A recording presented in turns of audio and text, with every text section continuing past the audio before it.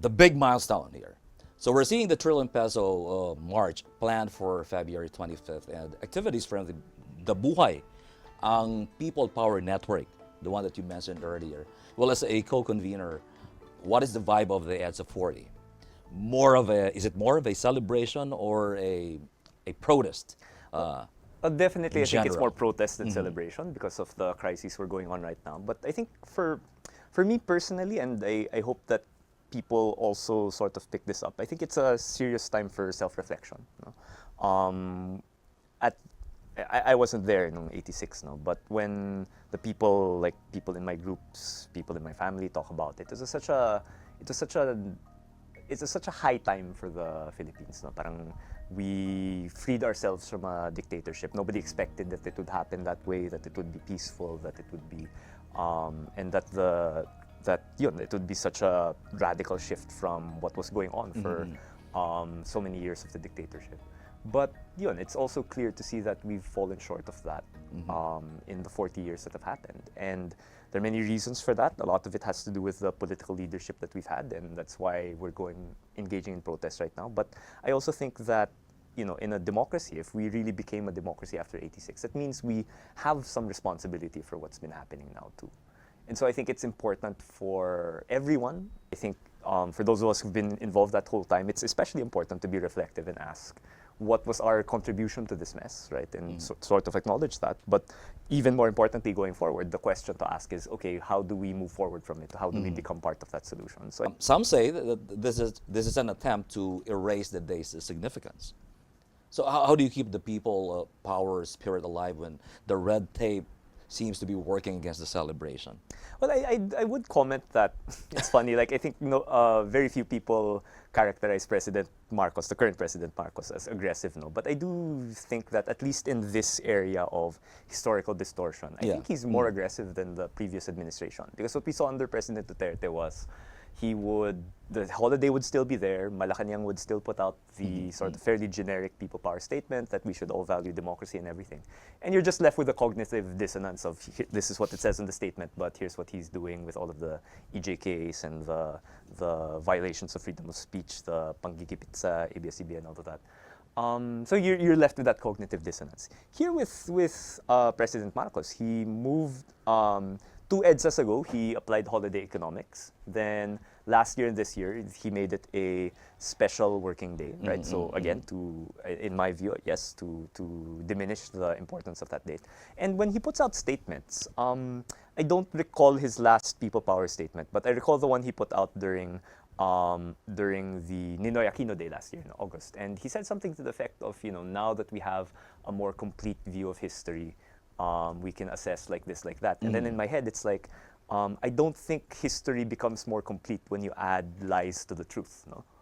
Another layer to it is all of this corruption is happening. And we are, Which 40 years of EDSA is being bookended by the two most corrupt administrations. The Marcos Sr. administration that we kicked out, that was the world record holder for greatest robbery of a country, and then the current Marcos Jr. administration, which is, at least as far as the amounts that we're looking at is concerned, seem to have surpassed what was linked to his father. So I think it's massive, and again, it requires self-reflection, I think, because how did we get here? Definitely other people were more guilty of that, but again, how did we allow this to happen? And more importantly, how do we stop it from happening and prevent it from happening again? 4 decades, 2 scores, 40 years after EDSA. Has the promise of people power been betrayed? What do you think? To an extent, I think my belief is that people power succeeded because we became a democracy again. We got a say again in this country. And that's, I think, by that measure, it's a success because to this day we have democratic elections, right? Notwithstanding sort of controversies under President Arroyo, and there are always going to be questions about the vote counting machines, I think, in COMELEC. But I think the broad opinion is that the elections that we've had are imperfect but free and fair by some minimum standard, right? And so the people are able to have a say as to who gets elected, right? Well, sa panahon ngayon, marami nagsasabing laos na daw ang EDSA, nawala na ang magic nito, at pagod na ang mga tao. Ano masasabi ng isang Kiko Dee sa statement na to? Well, What do tingin you ko kasi nakikita ko kasi sa mga kabataan na nakakatrabaho, totoo naman na parang hindi na ganun ka-resonant yung terms na people power o EDSA sa kanila. Pero parang lumalabas pa rin sila eh. Like, I remember specifically before the first Trillion Peso March, September 21, a week before that, may lumapit sa akin ng mga college students lang din, never met them before, pero nag-cold call lang sa akin na, would you like to join itong protest na in-organize namin?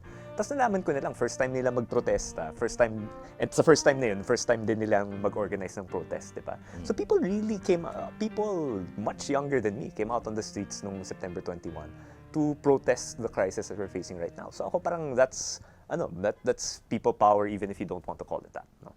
So I think kung yung mismong label ng people power ay hindi na ganun ka-resonant, that desire to sort of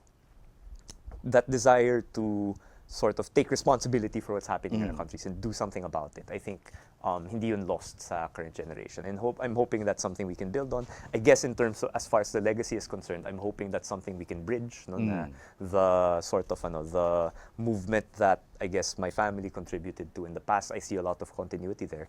Pero kung hindi man ma-bridge yun, at least that sort of civic engagement, that sort of sense of responsibility for the country still persists. Well, let's stroll down memory lane. EDSA, people power, like during the time of President Aquino's transition from Marcos to Aquino, now EDSA does like GMA to, Right. ERAP to GMA, and some would label it now as a very divisive, as people would invoke EDSA. How do you respond to that? Yeah, I think I've been thinking a bit about EDSA DOS. No? Kasi the People Power Revolution, EDSA 1. I think that's unquestionably, that was the right thing to do, and we should be proud that we did it. No? Yeah. Parang kicking out the dictator through peaceful means. No? Parang that was sort of as close to a pure political good as you can have, which is very rare. No? In whatever Parang pure sense good in you politics. use the justification out of. Yeah, I think parang very the clearly outcome. that's something to be very proud of, no? Yes. That we were able to do that. The second EDSA revolution, definitely there was rampant corruption during the time of President Estrada. And definitely people had the right to call for his impeachment, call for his resignation. So I wonder sometimes about EDSA DOS in terms of, we were talking about like my sort of how I think about democracy, no? And so that's something I think about, no? Parang, was that the right use of people power? That's because I think it's a very powerful tool in our history, and I think it's important to be judicious in the way that it's used. I would say that just for academic purposes, if you were to ask me who has deserved to be removed by a people power revolution after the first one, I would say that President Arroyo, President Duterte, and President Marcos all probably deserved it more than President Estrada. Now I'm being biased there because I left out one person who I care a lot in the middle, no. But yun, I think if our standard is yun, people power, the second people power or the second EDSA revolution was like a good model, then I think there have been so many crises that have been worse than what we had under President Estrada that maybe merited it. But in my head, I'm also thinking, okay, maybe should we have been more judicious about the use of that tool in 2001? Which is why I think my concept of the current crisis of corruption is what I want to see as an electoral revolution. I want us to turn our backs on these corrupt officials. Right. No? And there's grounds to say that we can do that. No? I think a lot of people point out that Bong Revilla, for instance, was re-elected after the PDAF scam in 2013. But what people don't appreciate, I think, or fail to appreciate, is that he was the #1 senator in 2010, something like 19 million votes, if I'm not mistaken. He got dropped to like 14 or 15 million. 4 million people changed their minds about Bong Revilla because of that scandal. And that's something to build on. No? That means that there are people who care about this issue of corruption. And the stronger story there is Jingo Estrada was kicked out. He wasn't re-elected in 2000. With what's happening now, are we commemorating victory or confronting this kind of unfinished business? I think there's still more to do. Right? Yeah, definitely it's both. No, I think it's important to commemorate the victory, if only to remind people that we do have power in this country.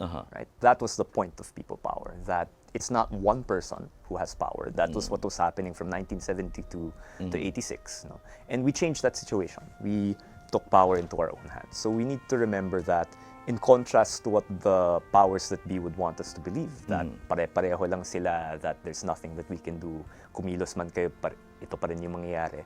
No, we do have power, right? And then from there, the question is, okay, what do we want to do with that power? And I think what we're seeing in the 40th anniversary is there are many concepts of what to do with that power. Like, again, I gave you my pitch, which is this electoral revolution. Other people maybe want something more radical. Other people maybe just want to re-elect what we have right now. Other people might want to go back to the brutality of the Dutertes. All of these options are available to people. And I definitely have one that I'm pitching compared to all the others. But I think the point of people power is, okay, here are the options, you choose. What do we want? Do we want to go back? Do we want to stay where we are? Do we want to go forward? Do we want to throw the baby out with the bathwater, or do we want to keep the baby? Parang Go that's against, everyone's or you be a pro status quo, or what? Yeah, and that's everyone's choice. And again, like, I am vocal about this is what I want to happen. But the point of people power is not dapat masunod yung gusto ko, which is, I think, the opposite of people power. The point of people power is, we have the power and we decide where we go. We as a whole, we the Filipino people, not one person. In we general, the Filipino people have a say as to where we're going to go. All right. Okay, who should be held accountable now? At nasaan ang naging mali, if there's any, at bakit bumabalik na naman ang tao sa EDSA? Well, I think when you ask who should be held accountable now, siguro I'm thinking specifically about the current flood control crisis. And I really want you to be very particular about it. So I think what we're seeing is some big fish arrested that are appropriate. Yes. I think so. See, Senator Bong Revilla again has been tried, and I think more importantly is the incumbent senators who are having cases filed against them, because that shows that, okay, no matter who you are, no matter what station in life you have, if you commit a crime like this against the Filipino people, then there will be something, you will have to face the consequences. No? But I also think I also think that if the focus is only on the Senate, hindi sapat yun, diba? There's another branch that did a lot of hanky-panky. That also then, has right? to be that also has to be there. scrutinized. Yeah, and so Zaldico is abroad, so hopefully we can get him to come back home. But who are the other people involved in that story, right? What happened to former Representative Kimbo, who was the vice chair of the Committee on Appropriations? What happened to Stella Speaker Kimbo, Martin Romualdez, who... So I think all of these people need to be held accountable, and all the way up to while I think that the specific evidence linking President Marcos himself to the corruption issues need to be scrutinized. No, there was the video messages of Zaldico implicating him, and also these texts that came from that allegedly came from Representative Leandro Leviste that sort of mentioned that the money that was received by allegedly President Marcos. Yes, that should be, that should be viewed with some shred of doubt, right? But I do think that should have sort of, there should have been an opportunity to interrogate those narratives, right? And the impeachment against President Marcos could have been that opportunity, and it was shut down before that evidence could have been presented at the Commission of Justice. So that's disappointing. But I hope so at least as far as that's concerned, we're pushing for the passage of the IPC bill in the Senate, the ICA-IC bill in the House of Representatives, so that there's a body independent of Malacanang that can sort of be a venue where these questions can be answered. All right. Well, we'll continue with the discussion. Okay, we'll just pause for a break. Well, the march may ignite the moment, but what happens after the noise fades? When we return, we go beyond symbolism into specifics. What concrete actions are being demanded? This is where conviction meets strategy. Stay with us on The Game Changer.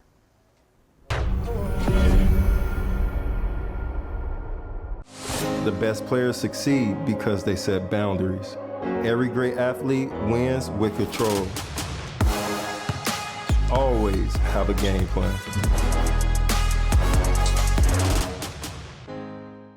Bubusugin ang inyong umaga. Gigisingin ang inyong diwa sa mga makabuluhang isyu ng bayan, sa mga trending at usap-usapan. Balitang malaman, huwag ng pagtalunan. Dahil dito, walang bola, puro tama. Walang bola, puro tama. Walang bola, puro tama. Kasama si George Bandola. Ano pang hinihintay nyo? Tutok na sa masayang komentaryo sa balat ng Digital TV. Walang bola, puro tama. Kasama si George Bandola. Dito lang sa balat ng Free-to-Air TV. DA-TV Channel 31 sa inyong mga TV box.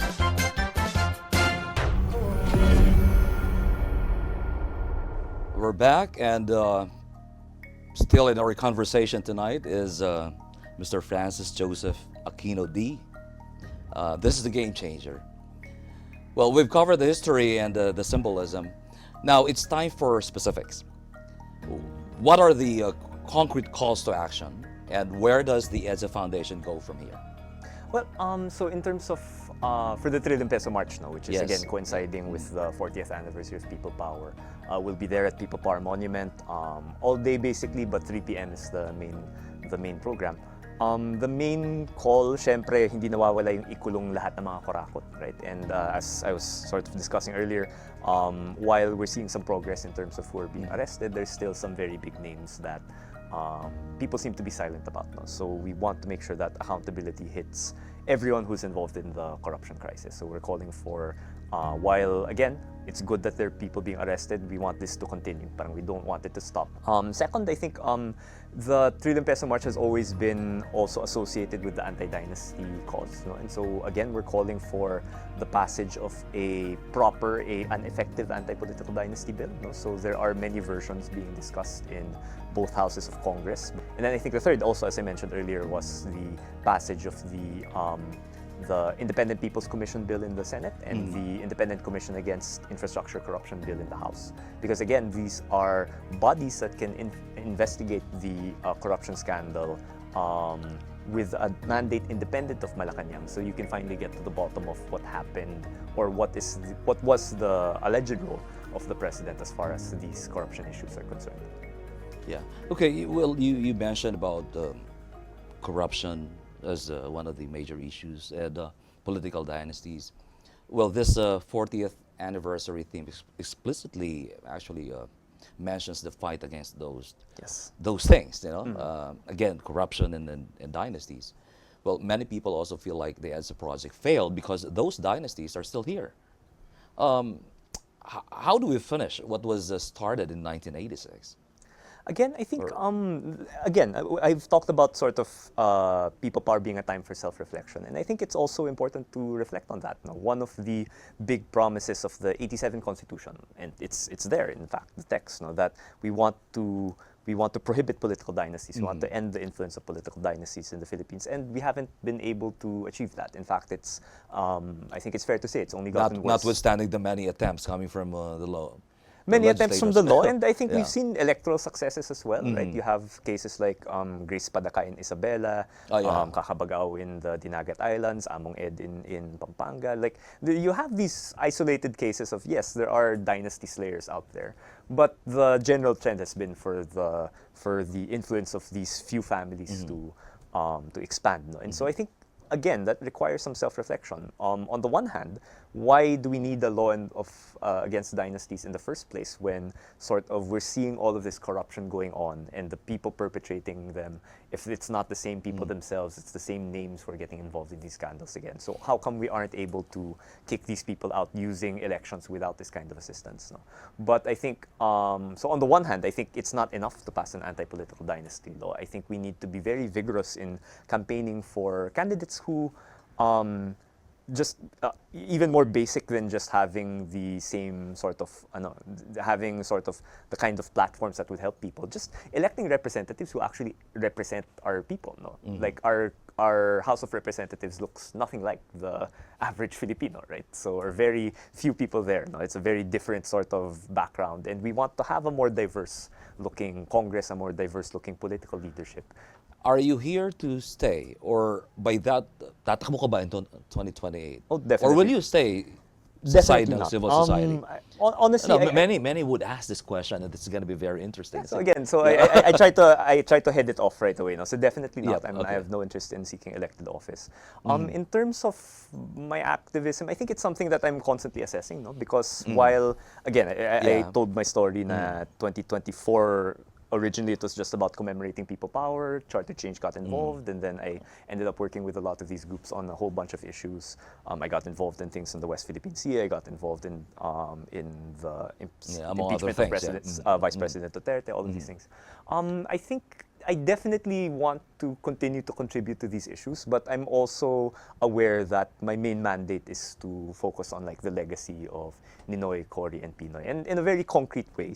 Sometimes that I think a lot of the times that contributes, sometimes it gets in the way. In the sense of, for instance, today for People Power, I think I spent more time than I really needed to sort of listening in on debates on what color should we wear on Feb 25. Is it white because it's a Trillion Peso March? Is it yellow because it's People Power and it's that whole story? And on the one hand, like being in charge of like these broader causes, I can appreciate, okay, white is the color of the Trillion Peso March, walang kulay ang korupsyon. We need to be inclusive about this issue because whether you're pro Marcos, pro Duterte, Dilawan, Piklawan, whatever, You're welcome. affected, you're welcome, and you're affected by the corruption, right? So we need to be inclusive there.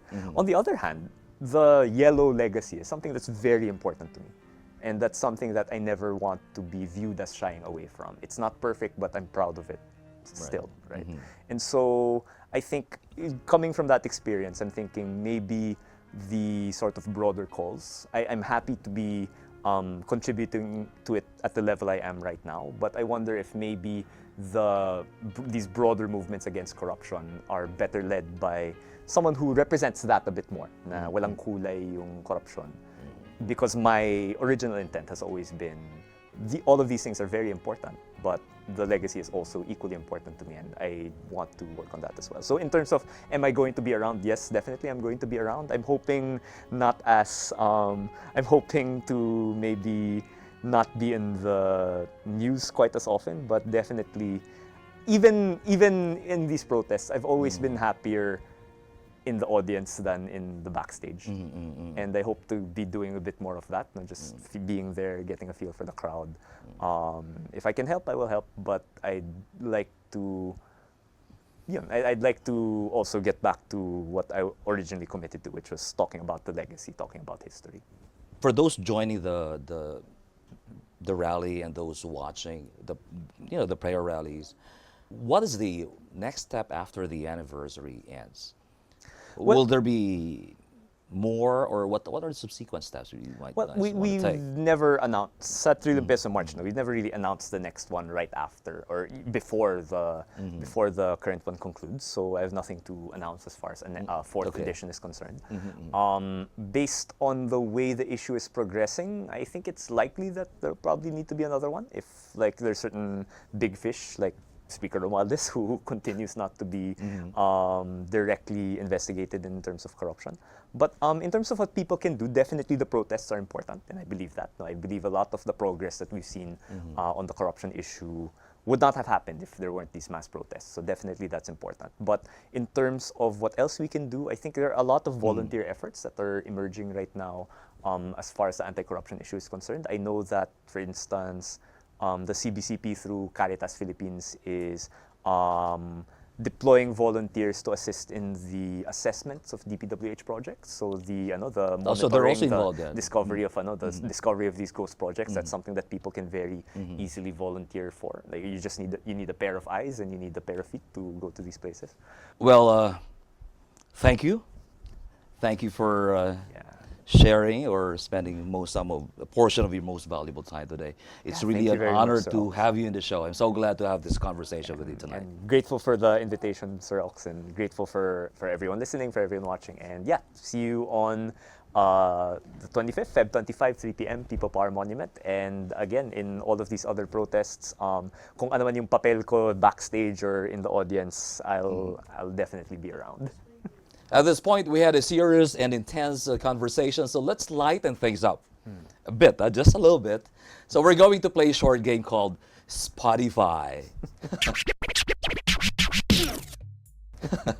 Okay, the Kiko Dee playlist. Now, here's how it works, Kiko. Okay, we'll give you the names of different personalities, and you tell us the very first song that comes to your mind and why. All right? No overthinking, just your first instinct, first track. Okay. Are you ready? Yeah, sige, All right. game. All right, Although thanks, I think I'll be exposed for having very weird musical taste, but sige. Okay. Well, let's just get the ball rolling then. Okay, let's spin the playlist. Former President Corazon, si Aquino. I don't think people will know this song, but it's called "In Loving Memory" by a band called Alter Bridge. So it's a song about someone who passed away. So, yeah. Okay. All right. President Ferdinand Marcos Jr. The Scientist, not because of the song, but because of the band Coldplay. VP Sara Duterte.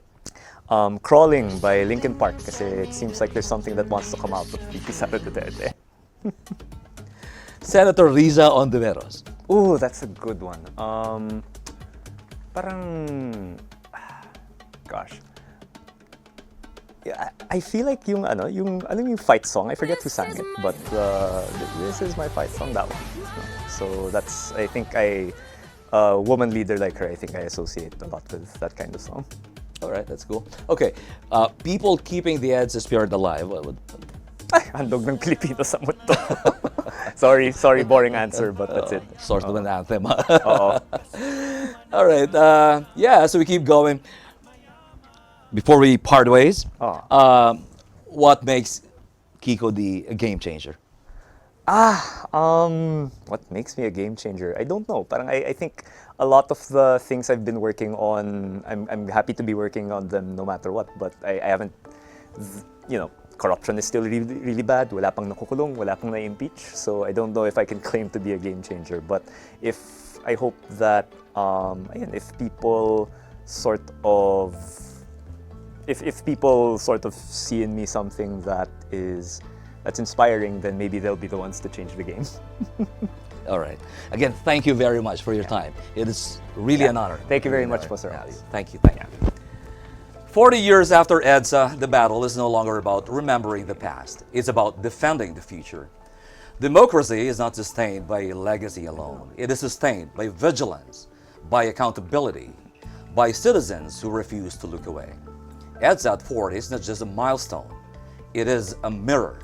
The question is not who carries the name. The question is who carries the responsibility. Because in the end, a true game changer doesn't just enter the arena. He changes the rules. I am Ox Ballado, and this has been The Game Changer. Good night.